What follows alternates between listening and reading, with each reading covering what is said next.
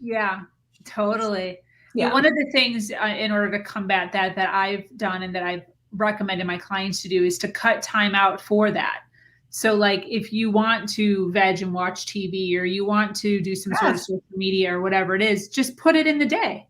And then exactly. when Free you're time. doing that, the cool thing about it is if you time block it, then Yep. you don't feel the guilt of you're supposed to be doing something else while you're doing that. You can actually like do it guilt free, which just Yes. feels so much better than to Yes. have this like heaviness of like, oh, I'm supposed to be doing this, but I'm not doing this. And then you're not necessarily like fully enjoying it even because Right. you have all this extra stuff. I love that. I want you to talk a little bit more about curiosity.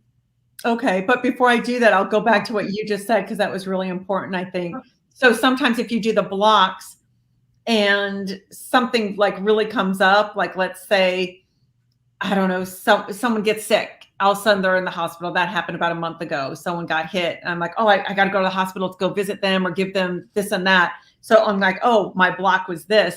You could just take that block and move it. You know, I moved it to 6 p.m. or whatever from 2 p.m. and I went and did that, then came back. So you can move your block. It's not engraved in stone. You could just, yeah, fluctuate if need be. It doesn't happen all the time. And if really serious, you can move it to the next day.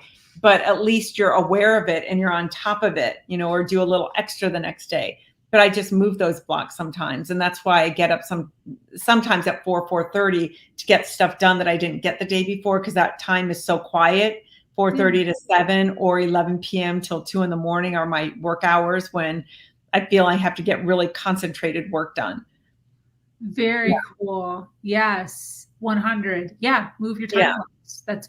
That goes back to, pivoting and Yes. recognizing, which I just think your life is such a testament to you can decide to do something and then you can pivot and do something totally different. Yeah. Who do I Yeah. want to be this year? Well, we Each don't year. recognize that. Like even my son's 18 years old, and there's this pressure of like, I don't know what I want to do because I don't know if I want to do that forever. It's like, you don't have to do it forever. Just if you feel like you're going to enjoy that, just do it now. And then when Yes. you decide that you're done doing it, then just stop doing it and then do something else. Yes. Yeah.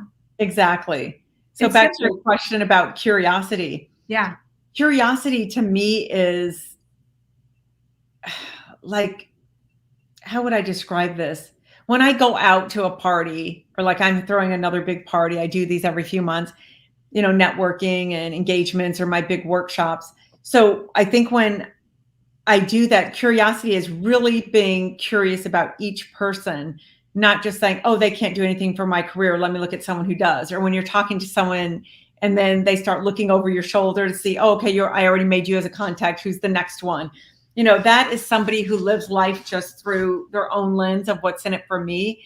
And those people usually don't make it, or even if they do, they're not happy. They're sad and lonely inside. Curiosity to me is being interested in everyone, every culture, every religion, and understanding it and understanding other people's points of view. So you're not rigid and hard or my way's the right way. If you don't believe in God, I'm a born again Christian, you're going to burn in hell. Really?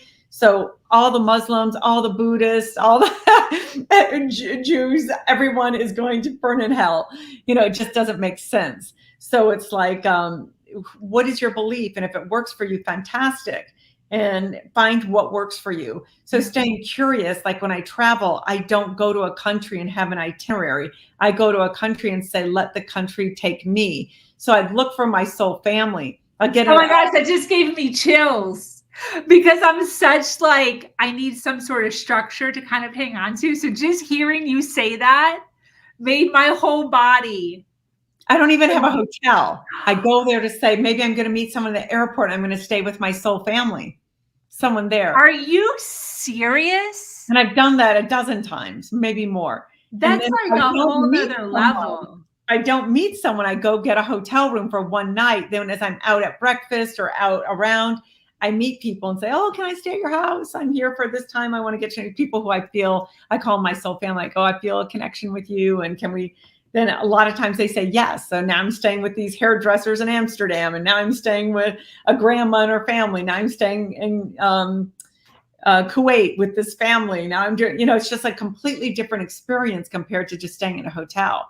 Because now you're living with a variety of people and you're really getting to know them and you're understanding the culture, because what you understand, you don't fear.